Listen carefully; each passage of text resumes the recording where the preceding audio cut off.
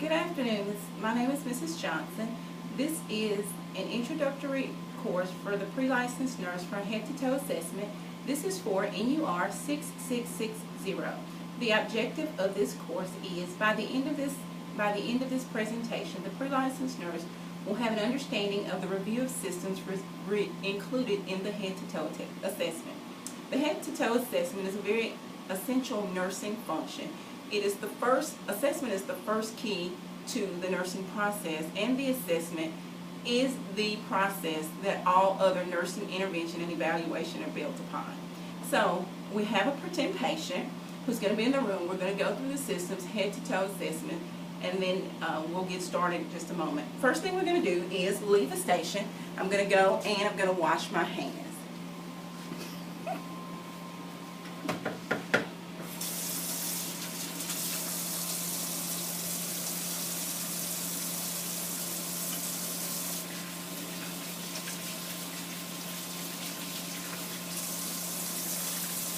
If I hadn't disinfected my stethoscope, I would also do that at that particular time to prevent the spread of germs. I'm going to go back over here. Sorry for the back and forth. Turn the water off. We can start that. Okay. Come in. Well, good morning. Good morning. How are you today? Good.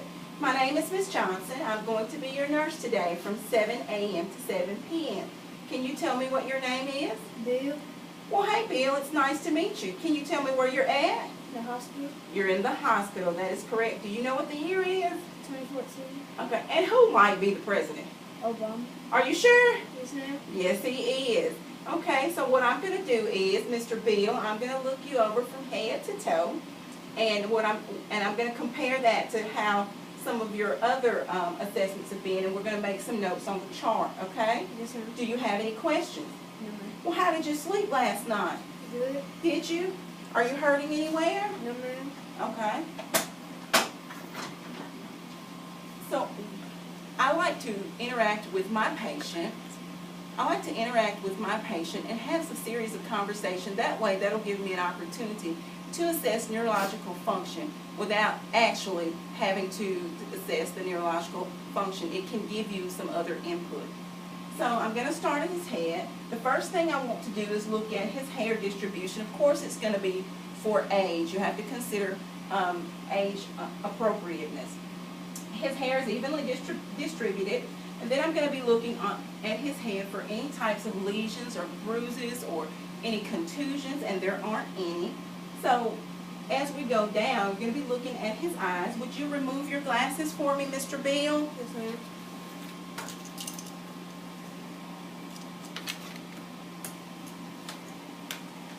I'm looking at his eyes. I want to make sure of the color, to make sure that it's a good color, that it's white and that it's clear, it's not red, it's not jaundice. And want to make sure that there's not any eye wandering, that he can move them. Move your eyes this way, that way, go up, go down. Okay, want to make sure that he can follow. And that also assesses his ability to follow commands. Here, as I look at his ears, I'm going to be looking to make sure that there's not any drainage or anything. Are you having any trouble hearing? No, ma'am. Any ringing in your ears? No, ma'am. Okay, what about any trouble seeing? No, ma'am. Okay. As I come down to his nose, I'm going to be making sure that his nose is in the middle of his face, that it doesn't deviate from one way to the other. And then I'm going to be looking at and making sure that there's not any redness or any drainage. I can put my finger here and you can feel that he does have air. If you want to lightly occlude one and assess that one, and you can lightly occlude this one and assess the other. As I go down to his mouth, I'm going to ask you, open your mouth for me, please, Mr. Bill. I'm going to be looking, first of all, at his oral mucosa to make sure that it is moist and it's not dry. You're also going to be looking for any sores to the back of his throat. You're going to be looking for any ulcerations, the presence or the absence of teeth, and whether or not the patient has any type of dentures. Okay. As I come down to his neck, I'm going to look for any jugular vein distension, making sure that everything is midline. You know, you have his trachea here, your larynx here. And then, too, I can go ahead and check his carotid pulses none, and you don't want to do them both at the same time. One thing I did want to go back and look at for his eyes. I'm going to make sure that his pupils are equal and reactive to light. If you'll look straight forward for me, please. I'm going to shine a light in your eye, okay? Okay. His pupils are round, and they react to light about a size 3, and the other does the same thing. Also, if I wanted to check for accommodation, what I would have you do is look at my finger, okay? Now I want you to look at the wall when I tell you, and then I want you to look back at the finger, okay? Look at the wall for me, and then look at my finger. Okay. All right, so as you're going down your systems, what you want to do is you want to make sure that as you're assessing the patient that you provide for patient privacy and make sure that he's covered as much as possible at all times. Also, if there are any family members in the room before you get the patient uncovered, you may ask them if they want to step out at this time. Okay, so I'm going to move this down some so that I can assess his chest. Okay. So the first thing I want to do is look at his chest and make sure that as he breathes, that his chest is rising up and down with, and it's equal on both sides. And he's breathing and not using any of his accessory muscles. As I listen to his lung sounds, take a deep breath for me.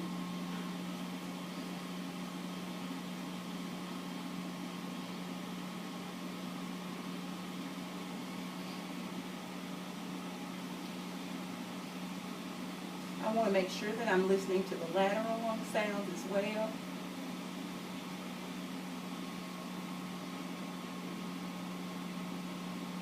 You'll have some nurses who want to go ahead and get the patient to turn over and listen to the posterior breath sounds, but I like to do that all in the end. It prevents the patient from rolling back and forth multiple times, and that makes it easier on the patient.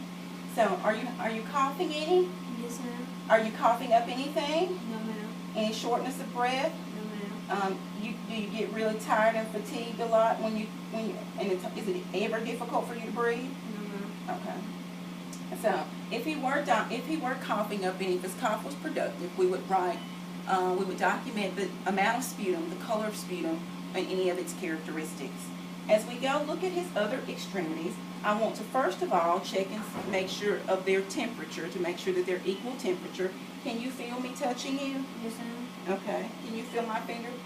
What about right here? Yes, ma'am. Okay. Right there? Yes, ma'am. Okay. And we'll go ahead and assess the pulses while we're on this side as well. And then we'll feel for pulses here. And there. We'll check his capillary refill on his fingers. Your capillary refill, you're going to hold that down for a few seconds, and when you let it go, it should return back to normal within less than 3 seconds. Okay? Can you squeeze my hand? Tight as you can. This will assess the upper arm strength. One thing that we did do, that we forgot to do, were the heart sounds. And I'll go back and I'll listen to his heart sounds. I'm going to listen to the aortic. We'll listen to the pulmonic. We'll listen to the tricuspid. And we'll listen to the mitral. Here, listening for the characteristics lub-dub sound, listening also for any murmurs or gallops. Okay? While we're still focusing on the chest, we're going to note his abdomen.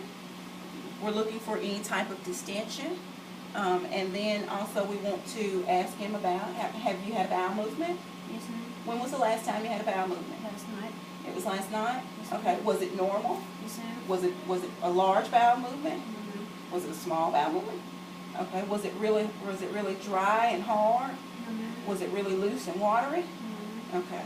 Okay. Have you been passing gas? Yes, ma'am. Okay. Without any problems? No. How's your appetite been? Good. Okay. Well, that's good. You're eating good even with this hospital food? Yes, ma'am. Okay, well that's good then. What we're going to do is we're going to listen. After we inspect the abdomen, then we want to listen. It's very important that you auscultate the abdomen instead of palpating or percussing it, because you don't want to disrupt the bowel sound. And as we start here at the left lower quadrant, we'll move up to the right. Up to the left upper quadrant, over to the right upper quadrant, down to the right lower quadrant. You should hear vowel sounds every 5 to 15 seconds. Okay. Let's put his shirt down here. This is the portion where we would evaluate his GU area, and we'd ask a series of questions.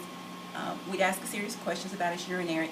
In the real world, of course, we would definitely investigate those: the presence of Foley catheter, or we would investigate whether or not there are any lesions, any drainage, either from the penis or from the vagina. But for the sake of this video, we're going to bypass that. Okay, so we're going to roll these down. We're going to go to his extremities here. Okay. So what we're going to do is we're going to also check for warmth and sensation. Can you feel me doing that? Okay. We'll check pulses here, popliteal. We'll check the dorsalis the dorsalis tibial, and the posterior tibial. And the dorsalis pedis. Okay. We'll ask you, can you bring your leg out for me? What about back in, up, down, the other leg out, in, up, down. Okay, if he had hair on his lower extremities, we want to make sure that you have equal distribution of hair. This can let you know if there's any type of circulatory issues or any type of arterial occlusions. Okay, so I'm going to push against your feet, and I want you to push back as hard as you can. Again, we're going to be assessing his muscle strength in his lower extremities. Also, if your patient was able to walk or needed to go to the restroom, this would be a prime opportunity to help him up to the restroom to assess his gait, to make sure that everything with his gait is normal and his balance. So that is, I'll ask him now if he will. I'm going to let the head of the bed down.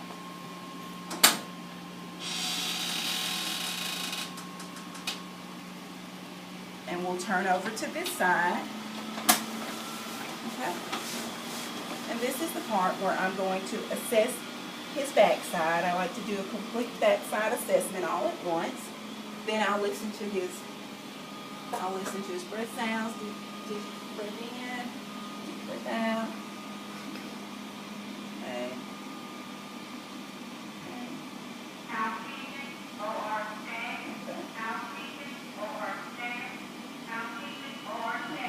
I'm also going to assess his spinal column, and we're looking for any curvatures or any type of scoliosis. And then stretch your legs out for me, Mr. Field. Then I would look at his backside to make sure there's not any breakdown all the way down. Make a careful note to look at his heels and indicate his pressure point, and everything looks fine. Roll that down for me. I'm going to get him covered up. Are you comfortable like this? You want to stay like this? You want to turn on your side or something? Okay, well let's turn on your side.